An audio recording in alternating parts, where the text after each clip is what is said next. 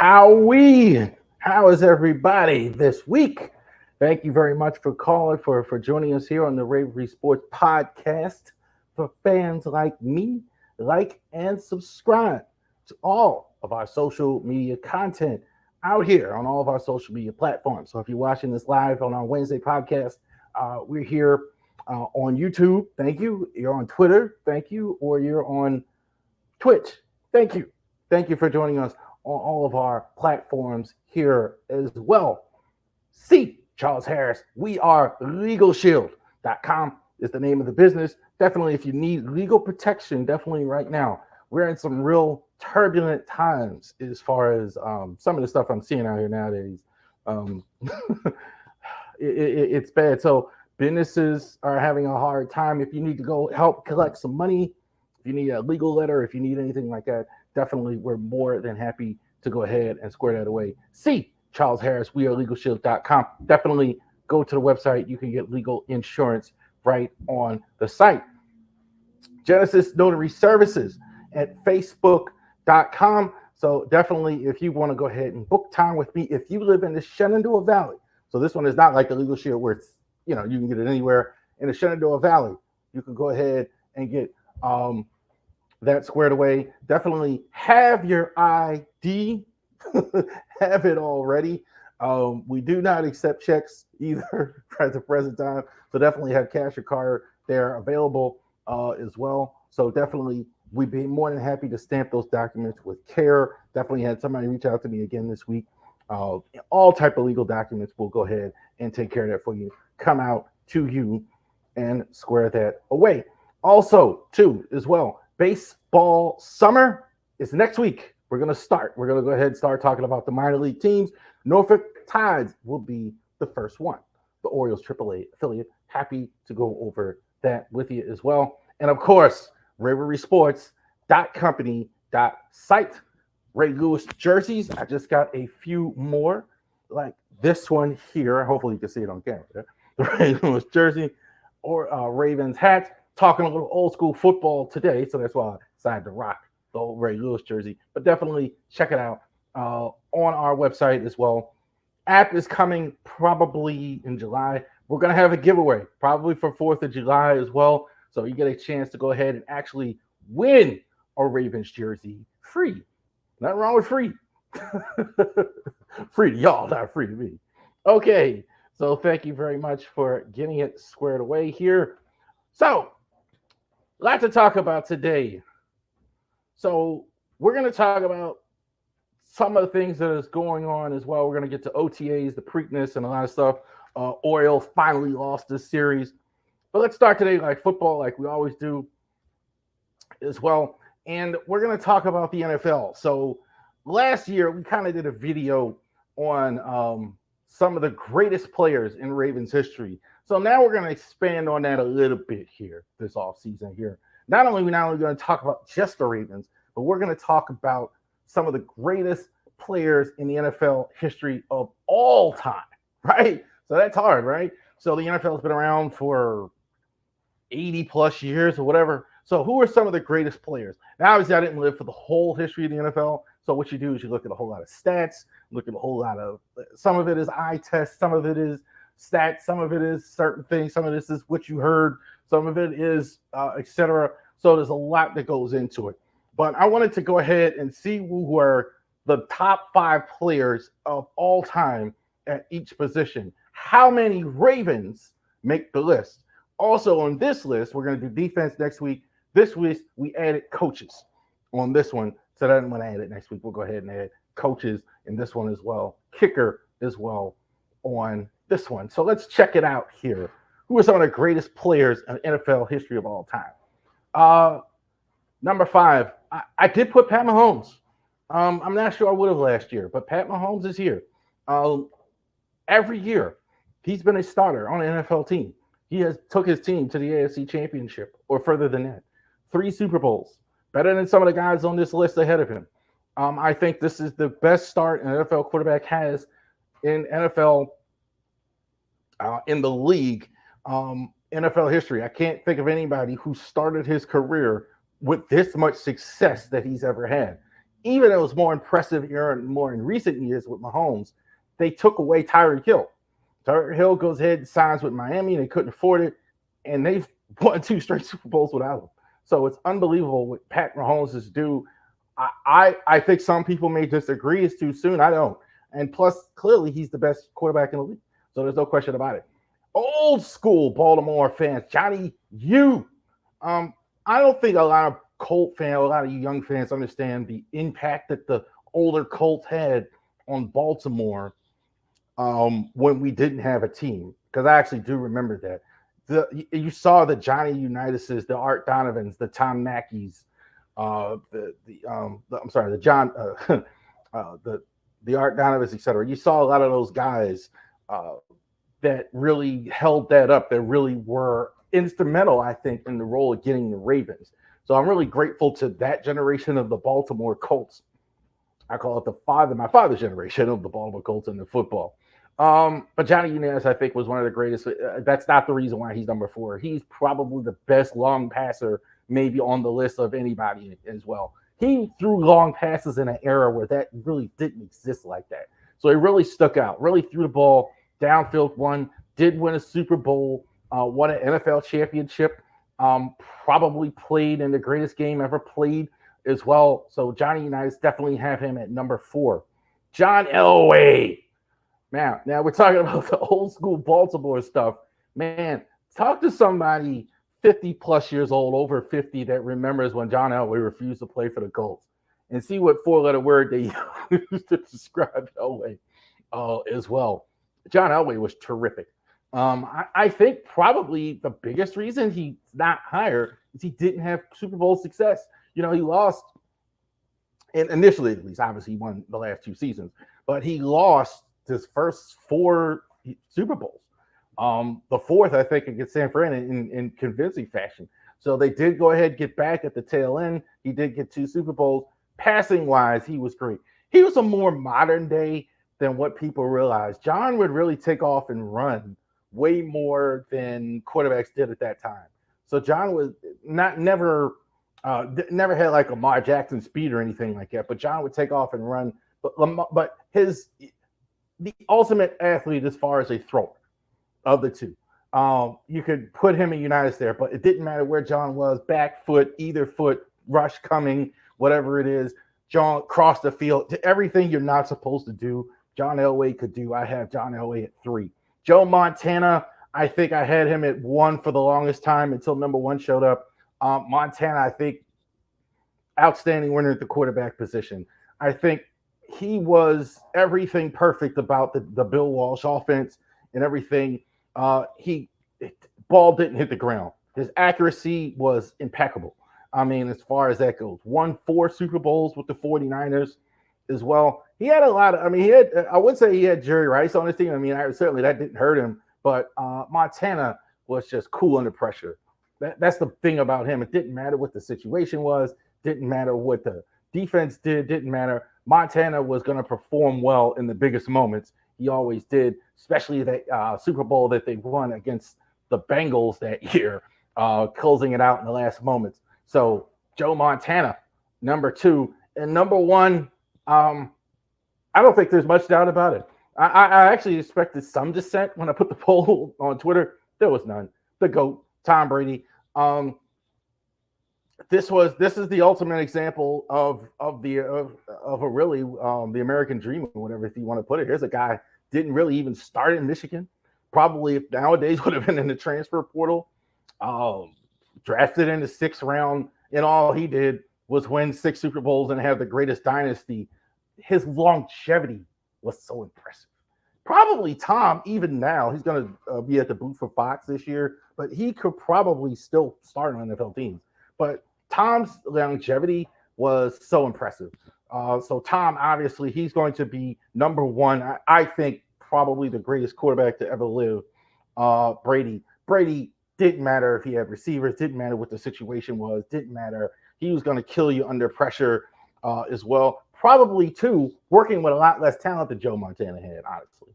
I think he had some good players, but he didn't have what Montana had. Montana had great guys around him. Running back. So this was hard, as all of them were. because these are great players. But LT, Chris Berman used to call him BLT.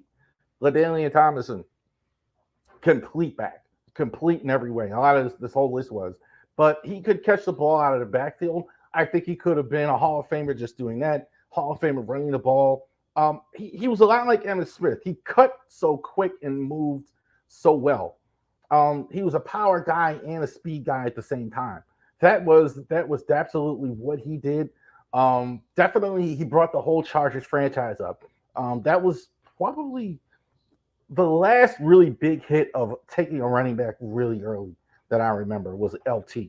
So Tomlinson, I think, was terrific. He had like 9 straight years, 1,000 yards. He was outstanding. LaDainian Tomlinson, number 5, I definitely belongs there. AP, Adrian Peterson. Here's another guy. So much production in Minnesota all those years. 2,000 yards.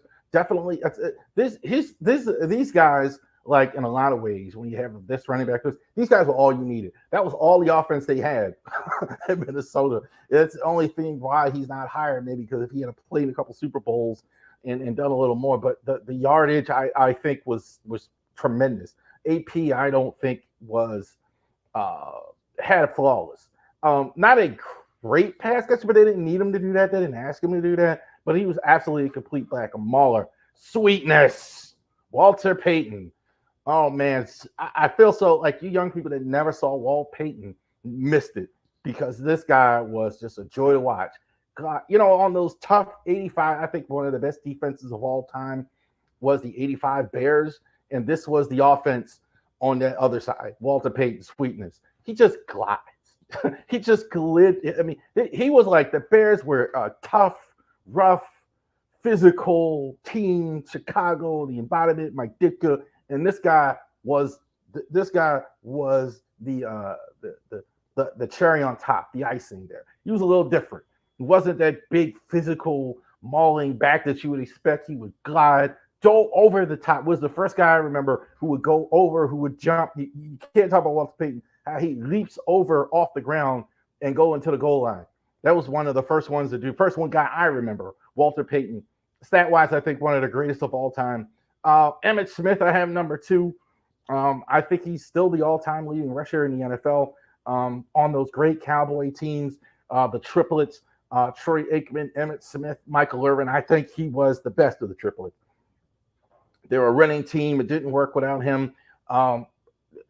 Like you talked about LT and Tomlinson, this guy was even better than that because there wasn't a cut he couldn't make at the line of scrimmage. You could have put Emmitt in any offense and it would have worked. Power, though, more than the pure speed, but I think absolutely Emmitt Smith was tremendous back. He definitely, the only reason he's 2, I think he did benefit from outstanding Cowboys line, outstanding quarterback, outstanding receivers like this.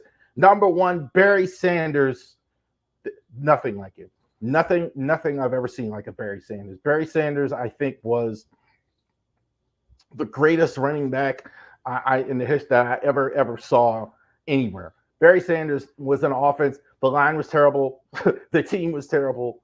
He played in that run and shoot that they used to run with 4 wide receivers, no fullback. A lot of times the quarterback wasn't good. He still was a destroyer.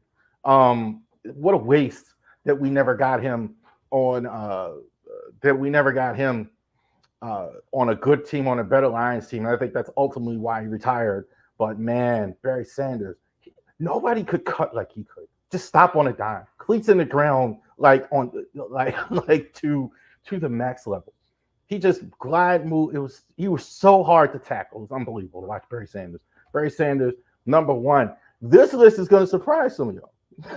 That you thought some of these guys were running backs, but they're fullbacks. There was a time in the NFL where fullbacks used to carry the load with running backs. Now in the league, it's a passing league where everybody throws. Andy Reid was more the one that started where teams throw more than they run. But teams used to be a fullback and a running back would carry the load. Okay, so they both would run. And these were kind of like guys on that list. The Diesel, John Riggins. Like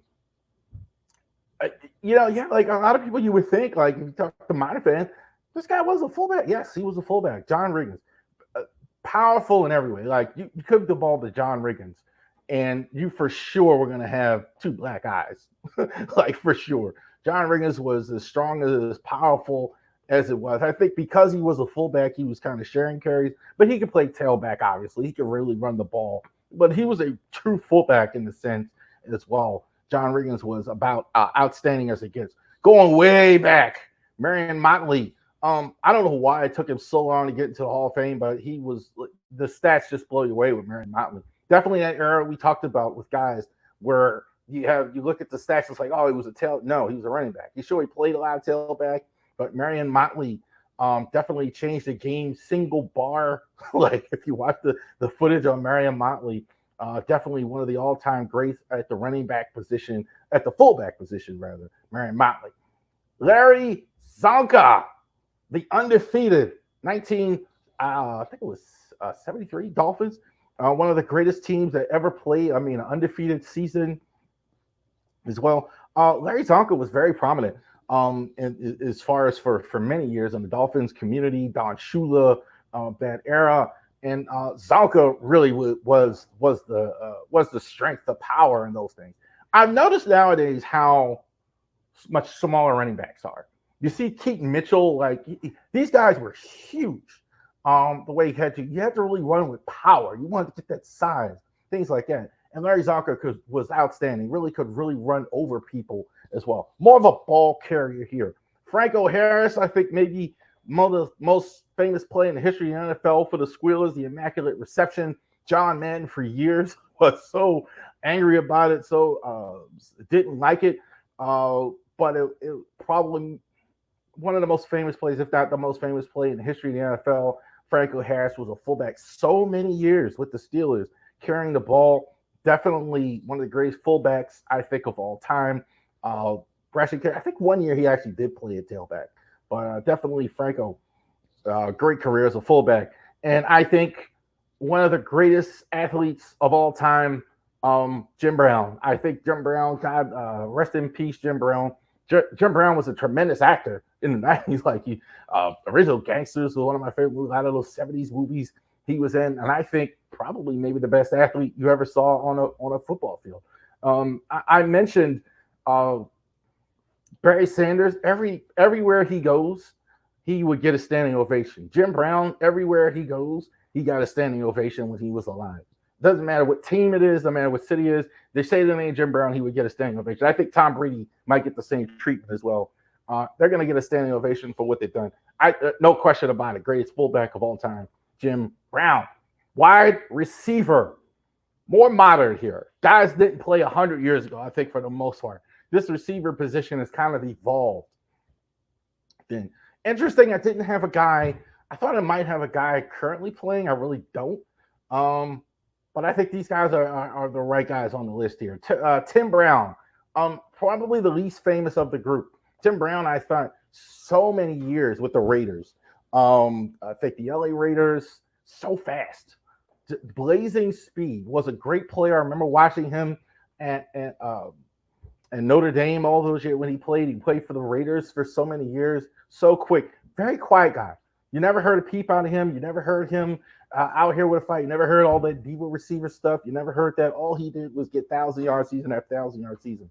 So Tim Brown was outstanding so many years with the Raiders. Definitely stat-wise, he was right there. Randy Moss, the best deep ball catcher in the history of the NFL. No question about it. You're going to go over the top. You're going to get a 50-50 ball. This is the guy, Randy Moss. No question about it. Fundamentally, not anywhere close to the rest of these guys, honestly. I think that's why he ended his career maybe a little sooner. Never really a great route runner, but guess what? He didn't need it. He was the fastest guy on the field. He was the tallest guy, and he was super strong. I mean, he could, if you're going to throw the first 5 years, DBs could not catch Randy Moss, period. He was just going to run right past you, period. And he had superior size, superior speed. He never was a great route runner. Kind of like, use a basketball term, Shaquille O'Neal. He didn't need to be refined like that. He didn't need to do that. He could do what he did and really just kill you, and that's what you wanted, the deep ball. So He was on the team so many years. Chris Carter would catch that underneath stuff, and Randy Moss in the deep stuff. T.O., I'm not a big fan of his personally. Um, as far as like a lot of his antics and his mouth and all that stuff, and I, that. But there's no mistaking on the field. There's nothing better than T.O. T.O. There's T.O. as far as a receiver. I only got two guys in the history of the NFL ahead of him. He played for so many years with Jerry Rice, and that's exactly what I saw with him: the work ethic, the slants, that West Coast offense, move the chains. But he was more than that, though. I think he could move the chains as kind of the offense he was in. But I honestly believe, like, had he been a T.O. more in Philly, unfortunately, you kind of saw that a little bit more. Offense was different, not just the slants, catch the deep stuff. Absolutely a complete receiver in every sense. I loved watching T.O. as a player. So I don't think there's any question about it. Stat-wise, it's good. Not a fan of T.O. Went to Ray Lewis's Hall of Fame and went to watch him, and this guy was boycotting the whole. That's silliness. But I mean, a tremendous receiver. The best hands maybe I ever saw was Larry Fitzgerald. Larry Fitzgerald, he made catches. I think this is the track Beckham was on early in his career, but Fitzgerald had a whole career like that. Definitely here, greatest of all time, longevity. How many years was Larry Fitzgerald so effective for Arizona with them? So I think he's probably the greatest player in franchise history, and I don't think there's any question about it. Didn't get a Super Bowl, went to a Super Bowl one time, but he was terrific. His hands, it didn't matter. Two-handed catches, one-handed catches, in traffic, running routes, running the deep ball. Excellent. Larry Fitzgerald was on a different level. A little bit in the Moss category. They didn't need to be technically sound, but I think he was more technically sound as well. I take Fitzgerald. The hands, you never got over it with him. Jerry Rice, number one. Probably the greatest wide receiver of all time. Superhuman. I put him in that category. Ran away from – you didn't catch Jerry Rice on the backside. There was no such thing. No such thing as you're going to catch Jerry Rice on the backside. That's not going to happen. He's going to run away from you for sure. So Jerry Rice, number one. I think you could put pads on today as old as he as great as was. Jerry Rice, always you saw him running up mountains and things like that. Stayed in tremendous shape.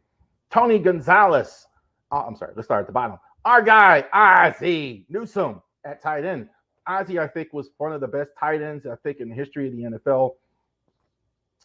Underrated, I think, as a player. People kind of remember him, obviously, nowadays, for so many works as the GM and the Ravens executive. But Ozzie, man, so many years for the Cleveland Browns, was top shelf as far as a tight end. So he was outstanding all those years as well. So he was, no question about it. He was a catching tight end in an era where they didn't have it.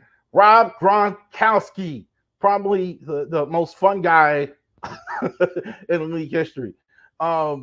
The Gronk spike, you hear it now. Like nobody spiked the ball when he scored like Gronkowski. He was tremendous.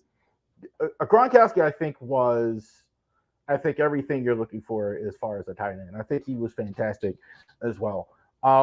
Definitely too. Personality he needed on a New England team. Belichick kind of let him act the way he wanted to act, which was rare in New England that you saw. But Gronk, big, strong, physical, and fast. His hands were outstanding. A lot of people think he was this big meathead, and he wasn't. He was more than that, obviously. Travis Kelce, I think probably maybe the greatest receiving tight end in the history of the Kansas City Chiefs. I think he's going to get there as well. Could he be number one on this list at some point? I'm doing this list 2 lists from now. Kelce's on another level. I think he's probably definitely for the last 5 or 6 years best tight end in the league, dominated for a long time. Kelce is terrific as well. Shannon Sharp, I had Shannon Sharp at 1 for the longest. I kind of almost got convinced that he was 2. The reason why I had him at 1, he's always winning. He's always contributing to winning. But Shannon Sharp, Club Shay Shay was a tremendous tight end. Kind of like Ozzie in a sense, kind of before his time. If he had played in the modern NFL, he could have probably did what Travis Kelce did. But teams and didn't throw as much to the tight end back then. He's one of the few in the league at the time, but he was outstanding. And Tony Gonzalez, the numbers are off the meter. Like Travis Kelsey, I mean, his numbers were off the meter. He was outstanding for as well. Tony Gonzalez, I think maybe what was it, 17, 16 Pro Bowls or something like that. He was awesome. Offensive tackle, Trent Williams is number 5 on the list. Trent is, I think, probably the most dominant one of the modern era. So definitely for a long time. The only reason maybe he's not higher is the injuries he's had kind of kept him off the field at times. But other than that, I think he's been super dominant throughout his career. The great Jim Parker, definitely one of the best tackles. I mean, now we're going way back, but look, outstanding tackle all those years. I definitely have him on the list. Hall of Famer Jim Parker is there. Walter Jones played not. If he'd have played in New York or something like that, I think he probably would have got more known. Offensive lineman kind of go under the radar, but I think Walter Jones, was so good for so many years in Seattle. It doesn't matter what it was. Didn't play in the playoffs a lot, so that's kind of, I think, why he's a little bit lower, but he was terrific for years. Walter Jones. Jonathan Ogden, our guy. I stand by the second best offensive lineman, I think, in the history of the NFL. I think there was nothing like Jonathan Ogden. Jonathan Ogden, the only thing that really stopped him was his years in the league. He got older. I think he got too old at a point where but he was in the league. We got to year 13 before I ever seen Jonathan Ogden need help. And Anthony Munoz never needed help. No question. He was in a different stratosphere all by himself. Anthony Munoz was outstanding. Number 1 so many years with the Cincinnati Bengals. Number 1. Real quick, Gene Upshaw, head of the Union for so many years. Definitely was one of the great offensive linemen with the Raiders. Definitely you can put him there at guard. Smaller. You saw those guys not quite as big an era where he played. Definitely skilled as well. So Gene Upshaw is definitely there. Randall McDaniel, so many years with Minnesota Vikings as well. Kind of finished up there with Tampa. Pro Bowls, just a ridiculous amount. Double digits here as well. Will Shields. Again, so Will Shields, like those Chief lines in the 90s that Will Shields was on were so good. It's kind of like what the strength is now. They were good. The Chiefs now are good from guard to guard, and so were those Chiefs teams back in the days when he played. And Will Shields was at the head of it. So good for so many years. I have him at 3. These two really separate. Bruce Matthews, so many years for the Houston Oilers, was outstanding as well. I think he made 16 Pro Bowls. That's insane. The longevity is unbelievable for him. Larry Allen was just a man-child. Like Larry Allen, forget about it. Like he could have had. I'm putting him at guard. He played tackle. Hey, he played his whole career at tackle. He could have been number 1 there. Larry Allen, you can forget about it. There was no such thing as getting inside of Larry Allen or whatever. His hands, his strength was just on another world as well. 2 squealers, Damani Dawson played in the 90s as well. Number 5, definitely the Steelers for years. They had those great offensive tackles as well, offensive centers as well. Right ahead of him, Mike Webster kind of preceded him. So they kind of had a situation where they had 2 of the greatest ever at the center position. What an advantage that was for the Squealers for so many years. Dwight Stevenson, many years for the Dolphins as well. Chuck McNarick, Jim Otto at the top of the center position. Jim Otto, way back. two of the great centers. Offensive lineman, especially that position, was so important if you look at the old NFL. George Halas at the top of the list there, one of the greatest one of the greatest coaches ever. Vince Lombardi. Bill Belichick, I have him at 3rd. Belichick, I think, was really good as well. I thought he's been overrated, but the numbers don't lie. He's won more Super Bowls than anybody else. Don Shula won more games. I think he's still at the top as far as winning games of all time. But Bill Walsh's offense, I think, has changed the league forever. Moved us from a running league to a passing league. A lot of the stuff you saw now. The last column, George Blanda. He had half a foot, literally. Look that up. Like he kicked it with half his foot cut off, I think. So he was outstanding. The Andersons for so many years. Gary Anderson, Morton Anderson, Deep kickers didn't exist like those guys. Those two guys were exceptions to the rule. They were so good for so many years. Adam Vinatieri is, I think, probably I would have had him at one for a long time. Greatest clutch kicker there ever was. And Justin Tucker, the GOAT, the highest percentage NFL all time. I don't think it's close. There you go. There's your list. All time greatest players of all time in the NFL. All right, so we're gonna go over OTAs now. So Ravens with the OTAs and the workouts and everything like that. So we're gonna go over that. So just so you know, so the rest is OTAs are going on right now.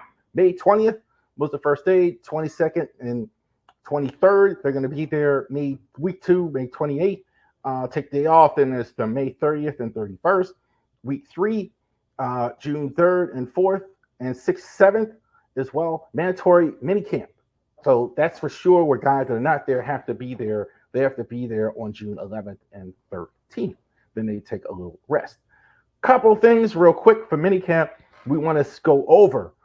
Other people seem to be more interested in this than I am, but Lamar loses some weight, significantly smaller.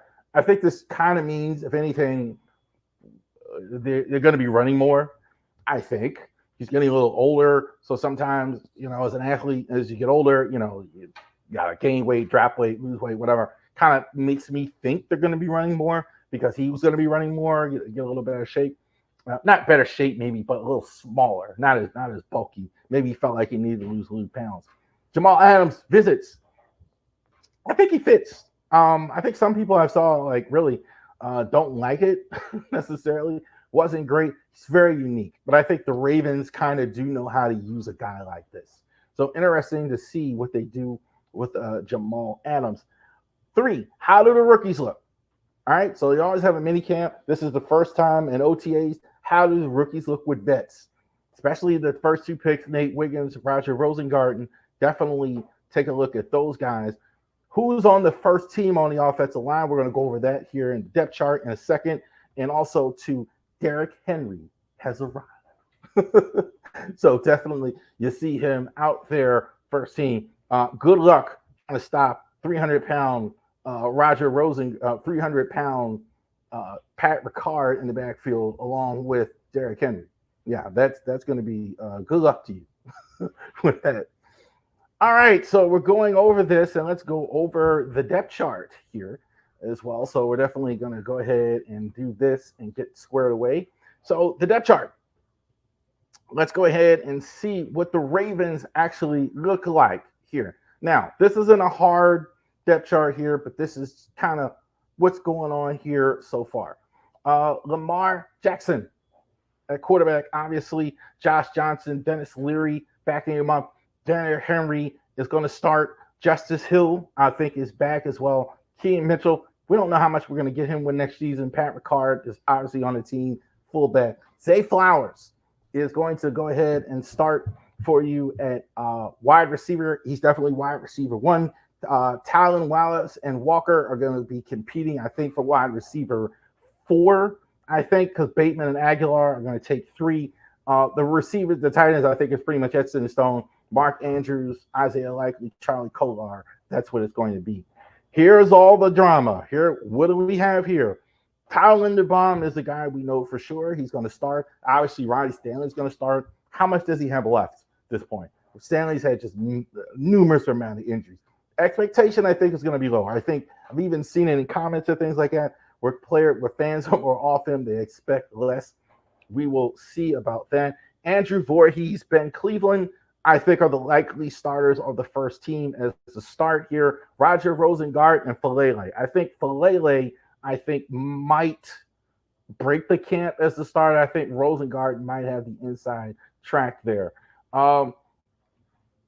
Matabuke, Pierce, Broderick Washington are going to start. Brent Irvin, Travis Jones are there as well. Outside linebacker, question there. Adafio, they believe. They pick up the option.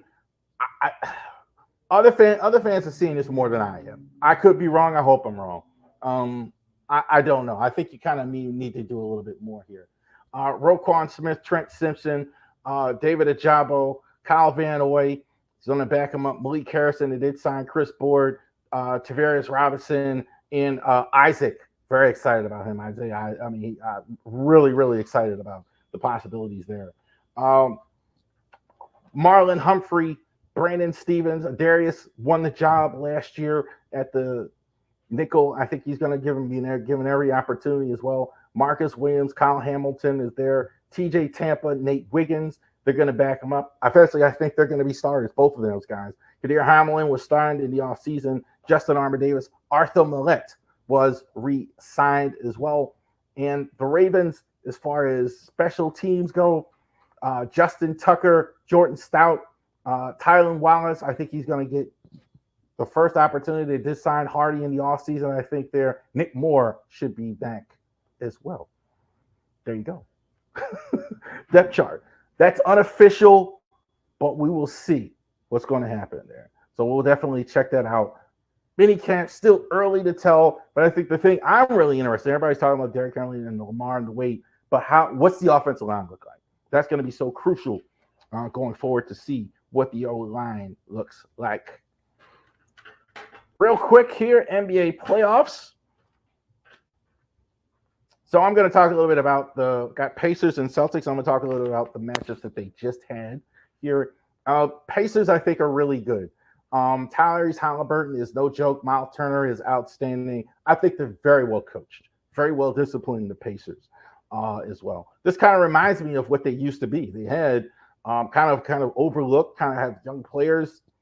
I don't think they have a shot here against Boston. I think Boston should win, even though I think Boston did win the first game, kind of pushed them a little bit in overtime. That'll be, I think, the advantage they have. Rick Carlisle, I think, is there, and he's been there before. So I definitely think that is.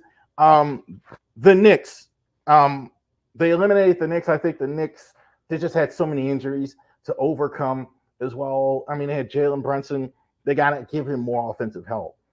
Tibbs is a defensive guy, the coach, Tom Thibodeau, but you can't. They could have won this series had they had more offensive production in that, which they didn't have. So definitely they have to work on that as well.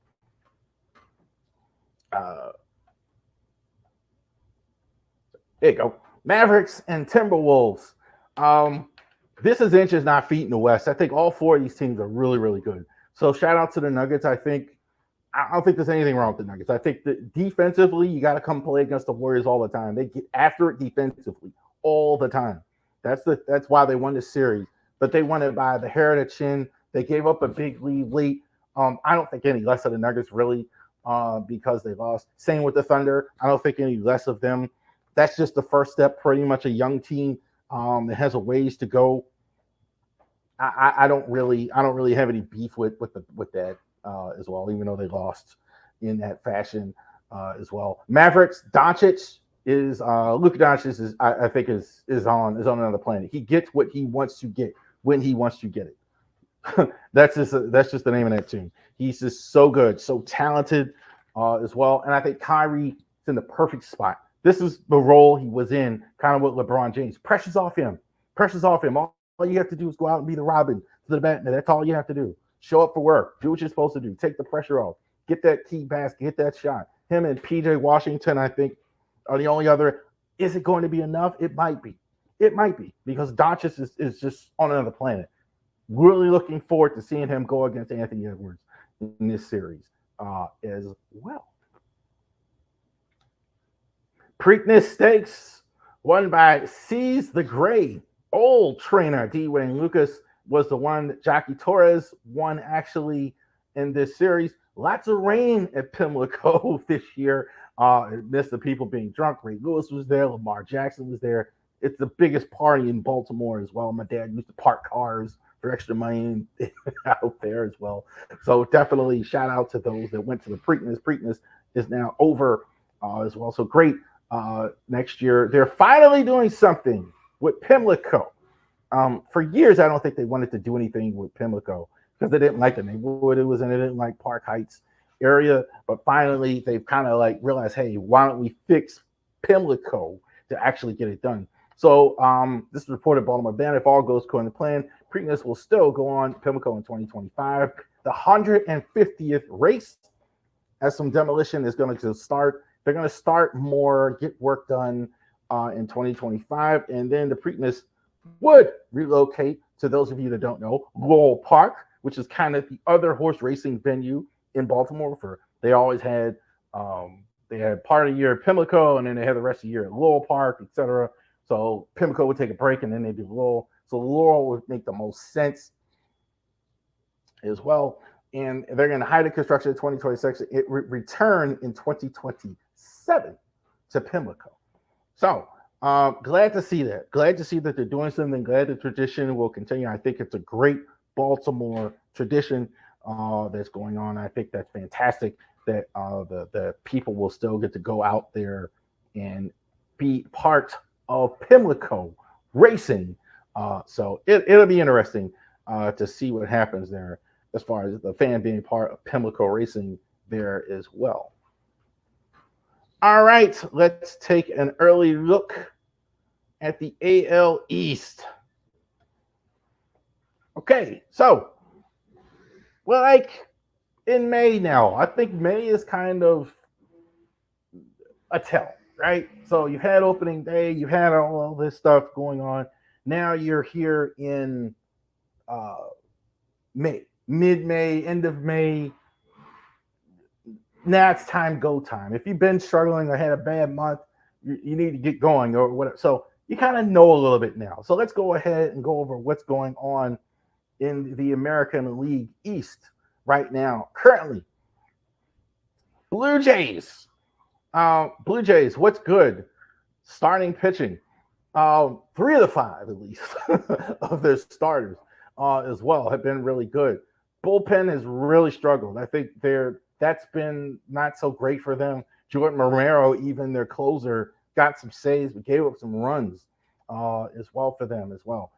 Don't have a rookie up yet as well. This wasn't a team wasn't expected with that. Issues here, disappointing. Kevin Gausman, not so good so far. Possibly he'll turn it around. Chris Bassett has really been bad. That's a big surprise how bad Bassett has been. ERA really ran around 5, so that's a struggle point for them. Bo Bichette, who are the best players on that team? Bo Bichette, Vladdy Guerrero, Dalton Varsho, Jose Berrios, and Yosei Kikuchi for the Blue Jays. Word is, I heard this yesterday, that Bichette and Guerrero could be on the trading block. They're getting frustrated. They're in 5th place. Yeah, you got to start moving. You got to start doing something here. You can't just be at some point. They have to fulfill some of this potential that they actually have, and they really have not done that yet. So it'll be interesting to see how well they do going forward as well. But I think like if they stay in 5th and they kind of wallow, I don't know how much longer, how much more patient fans and everything are going to be with them, the management. Interesting. Red Sox in 4th place. Pitching ERA is good. I think the starters, I'm going to give it good, and I'm going to say it's a straight considering all the circumstances, especially. They went ahead and traded away Chris Sale. They got a lot of young guys there as well. So definitely, absolutely considering the circumstances, I'm going to say it's good. Their hitting is solid, actually. I like Devers. I like some of the guys that they got there. Tyler O'Neill has been fantastic here at the start. I think it's been solid. I think that's a good. I say there's an advantage. They should have good offenses in that park, in that Fenway Park. I think that's probably one of the best hitting parks in all of baseball, as well, especially as far as the long ball as well. Their defense is terrible. I mean, just flat out garbage. I mean, they're playing a lot of guys out of position. They're playing some guys that are not good. I think that's a problem. When you have pitching, you got to help them. I think this may be one of the worst defenses in the league statistically. So that's not good. William Abreu is a young guy who's really playing well for him. So definitely you talk about some of that solid hitting. Here's a rookie here, definitely in the early rookie of the year category for them. Trevor Story, the contract just never worked. I mean, he's hurt again. Don't know if they're going to get him back at all this season. So that's definitely disappointing for him. But who's good on that team? They got Devers, Tyler O'Neill, Tanner Rourke has been really good for them as far as in their rotation. And Kelly Jansen, people have been throwing dirt on him for the last couple of years. This is kind of the argument that Orioles fans make whenever we talk about a Craig Kimbrell. Kenley Jansen is still hanging out here, doing things. So definitely keep that in mind. Not the Blue Jays, the Rays. Almost want to say Devil Rays as well. So Tampa Bay Rays. How they're in third, I think I don't know. This was as a left, so I know that we had an Oriole game here just complete, but the Rays are in third here. Starting pitching again, I'm kind of give them the nod, kind of the same way, despite their injuries, despite their circumstances. I'm gonna say that's probably the strength. They always seem to have good starting pitching. Always, they always seem to actually be in games. As far as starting pitching as well, so they've had some good starts as well. Zach Eflin's still been really good for them. So I think their pitching has been decent as far as injury. Their offense, the lack of money they're spending off, is finally starting to show this year. They're not hitting the long ball at all. And that's really had some guys struggle that don't need to struggle if they're going to be successful. And again, their bullpen not nearly as good. Pete Fairbanks, ERA way up there, like in the high five. So he's kind of struggled. Particularly the bullpen not nearly as good. For years, like they had good starters and they had good bullpen. Their pitching was so strong that kept them in it. But even with this, they're still finding a way to win games. Even all the things I said. Wander Franco's on the list. I don't know if he's ever going to get back despite all the money they played him. Oreza, I think, is a massive disappointment. I'm sorry. That graphic's on like starting pitching. Hitting 160 last I saw. Not good. That's not going to work. Fairbanks, I mentioned, like still struggling at the bullpen as well. Isaac Paredes leading them in a lot of statistical categories as well. Yandy Diaz there as well. Not great so far this year. And Zach Eflin as well. He is there as well. Yo! All right. So the Orioles in second place so far. We're going to get to Orioles report here in a second, but let's size them up here real quick with the rest of the division. Starting pitching has been terrific. I think that's been better this year than it's been in previous years. Last year, I think it was the bullpen. This year, the starters are much better. They're getting good starts every night. They're getting good starts no matter who's starting for them. Kramer has probably been the most shaky, but even he's been decent. I mean, I'll take that for a fifth starter. Batting order is balanced. They're getting it from everywhere. They don't have big holes in the offense. Mullins, although he's been struggling a bit in Hayes, but they're still getting it from everywhere. The defense is really good as well. I think that's the thing, too. They're getting good defensive plays, especially their offense and the outfield has been struggling, but defensively they've been really good. Bullpen has not been good. I think there's been more alarm earlier than it's need to be. It's kind of really tailed. This last series, it really showed their bullpen not good. Kimbrell kind of yanked out. He was put back into the closer role, so it's interesting to see how that goes. That kind of tells you, though, the confidence he has in the rest of them. The fact that he was so willing to put Kimbrell back in there. The best rookie we expected, Jackson Holiday. Colton Cowser has been fantastic for them this season. Been one of the best hitters, I think, one of the best in the American League. Absolutely in left field. Mullins and Hayes have really struggled. Defensively, they've been fine. Hayes has been really battling an injury in and out. Mullins has just really struggled. Definitely see what interesting happens to him. Good defensively, but not really doing anything else on offense. Adley, Rushman, Gunnar Henderson has been on another planet. He's been fantastic. Bradish working his way back in. Burns been so key. And Grayson Rodriguez is still coming back from injury. The number one team, the lousy Yankees, in the first place. Their starting pitching is really good. It's been really good. Even without Garrett Cole, they've been really good anyway as well. They struggled last year with offense. They're getting power hitting this year. They're getting it from their offense is really getting it. Defensively, they're not great. They're not as bad as Boston is, but defensively, they're not great. I never did like the idea of Judge in center, but that's what they're doing. They got to kind of like a couple guys like that, bit older in a couple places.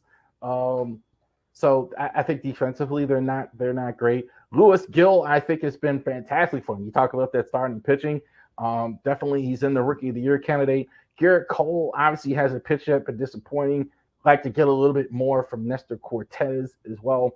But their best players, Judge, Soto, Carlos Rodon, Clark Schmidt, Clay Holmes.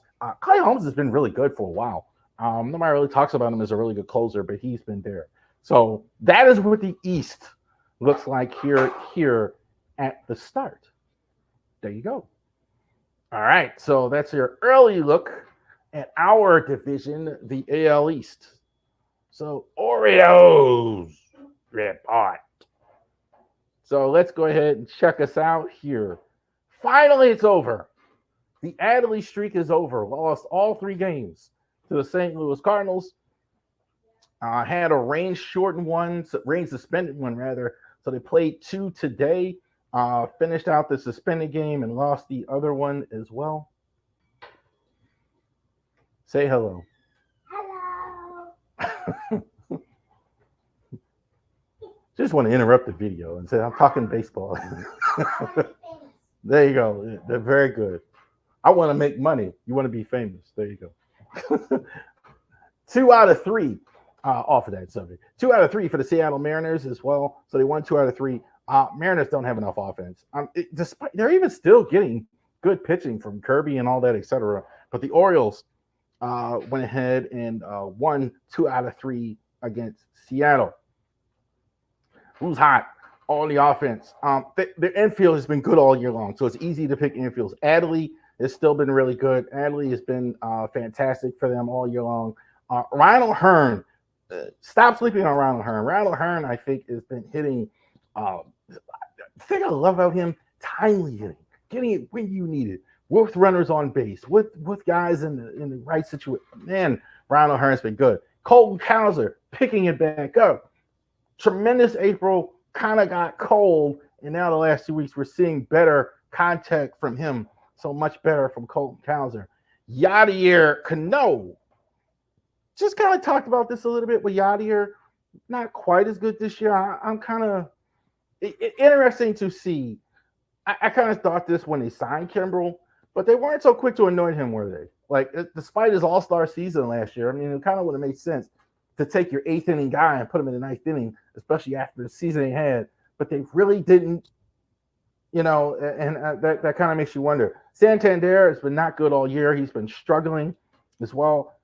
A little bit more productive. You could kind of make contact there. Mullins, I was for giving him a standing ovation, kind of will him a bit. Not good so far. I think he's sitting under 200. I think he will pick it up. I can tell you this, with the vets, he's showing a lot more patience than it is with the young players. Couple more. Grayson, obviously back in the rotation, restated from the 15-day DL, started Saturday against the Mariners, so definitely is back. Mike Baumann, DFA'd. Somebody had to go. A lot of guys in these bullpen. I haven't read it yet. There's almost no chance you keep Mike Baumann. Somebody is going to take him. Somebody is going to go ahead and get Mike Baumann on their team. He's certainly good enough to be on a lot of rosters, especially with all the bullpen. We just talked about teams with bullpen issues. Definitely a Mike Baumann can be helped by somebody out there as well. Giants, good for him. This is kind of like what I thought. Claim Ryan McKenna off waivers. McKenna was DFA'd by the Orioles earlier last week. Now he'll change teams for the first time in 9 postseasons. Didn't know that, per Robert Murray, that he was with the Orioles organization 9 years. Good for him that he actually got picked up by another team. He doesn't have to go up, down. And, he's going to, hopefully he gets more of a chance out there with the Giants. Anthony Santander has been battling a bruised left knee. So when he collided with the outfield wall in pursuit of a Bo Bichette fly ball, kind of playing through it. Thought he might go on the DL, but he's been playing through it. So definitely keep an eye on that. Let's see how he does. Hasn't been playing great so far on the offensive end, but a little less worried about Santander than I am Mullins because he's very streaky anyway. He'll have stretches where he just won't play well, and then he'll have a month and a half where he's got 10 home runs in 11 games. Like he'll be terrific for a while. Orioles fans fan news on from the farm on Friday that the club announced that top third base prospect Kobe Mayo suffered a fractured rib and is replaced on the minor league IL.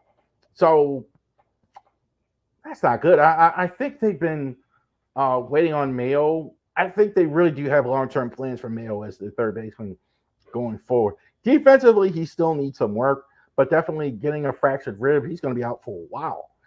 So definitely chance now with this injury may not see him this year as well. This week, what's coming up?